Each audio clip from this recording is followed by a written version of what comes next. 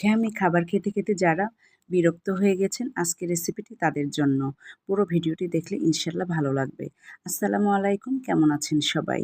আর এই রেসিপিটি একেবারেই গ্রামের জিনিস দিয়ে করা। প্রথমে আমি হাঁড়িতে তেল গরম করতে দিয়েছি, তারপরে দিয়ে দিলাম শুটকি মাছ। অনেকেই হয়তো শুটকি পছন্দ করেন না, তারা চাইলে এখানে চিংড়ি মাছও ব্যবহার করতে পারেন। যেহেতু আমার শুটকি ভালো লাগে তাই আমি শুটকিটা ব্যবহার করেছি। আর দিয়ে দিলাম কাঁচা পেঁয়াজ আর মরিচ। এবার আমি উপকরণগুলি ভেজে নিব। আর খেয়াল রাখতে হবে যাতে পাতিলে না লেগে যায়, পুড়ে গেলে আর রান্নার পারফেক্ট স্বাদটা আসে না। তাই একটু ঘন ঘন নিয়ে নেড়ে দিচ্ছি। একটু উপকরণগুলি ভাজা হয়ে গেলে দিয়ে দিলাম খানিকটা রসুন বাটা। আমার রসুনটা ফ্রিজে ছিল তাই আইস অবস্থায় আছে, আগেই নামানোর মনে ছিল না। এবার আমি আবার একটু ওয়েট করতেছি ভাজার জন্য। এবার প্রত্যেকটা উপকরণ আমি আস্তে আস্তে দিয়ে দিব স্বাদ মতো লবণ। লবণটা প্রথমে আমি কম ব্যবহার করব, কারণ যেহেতু এখানে আমি শাক রান্না করব। আগেই যদি পর্যাপ্ত লবণ দিয়ে দিই হয়তো বেশি হয়ে যেতে পারে, আর লবণ বেশি হয়ে গেলে রান্নার আর পারফেক্ট মজাটা থাকে না, খেতেও ভালো লাগে না।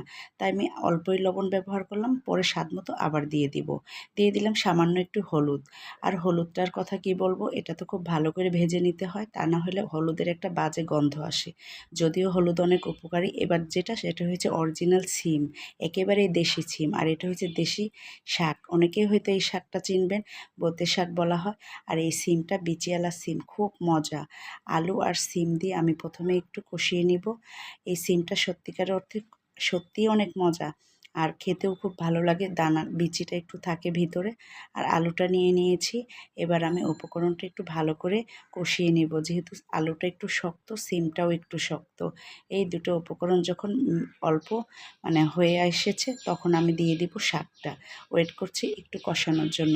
দিয়ে দিলাম এবার সেই শাক, যেটা অনেক মজা, বতিয়া শাক বলে। আর তার সাথে কিছুটা লাউ পাতা। এই শাকটাও অবশ্য দেশ থেকে আসা, আমাকে ভালোবেসে দিয়েছে, দেশ থেকে গ্রাম থেকে নিয়ে এসে দিয়েছে। আর আমি যেহেতু এগুলো খেতে পছন্দ করি তাই রান্না করতেও পছন্দ করি।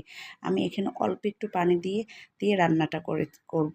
এবং এখানে কিন্তু অবশ্যই অল্প পানি এবং একবারেই দিয়ে দিতে হবে, বেশি পানি দেওয়া যাবে না। হয়ে যাচ্ছে আমার রান্নাটি। এরপর যেটা দিব সেটা হচ্ছে ধনিয়া পাতা। এভাবে নেড়ে চেড়ে দিব যাতে নিচে লেগে না যায়, আবার পানিও যাতে না থাকে। একদম শুকনা শুকনা একটা রান্না, খেতে খুব মজা। একবার ট্রাই করেই দেখুন রেসিপিটি, ভালো লাগবে।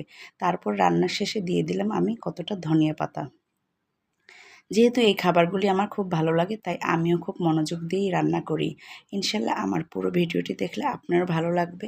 একবার রান্না করে খেয়ে আমাকে জানান কেমন হয়েছে রান্নাটি। আর সবার জন্য রইল শুভকামনা।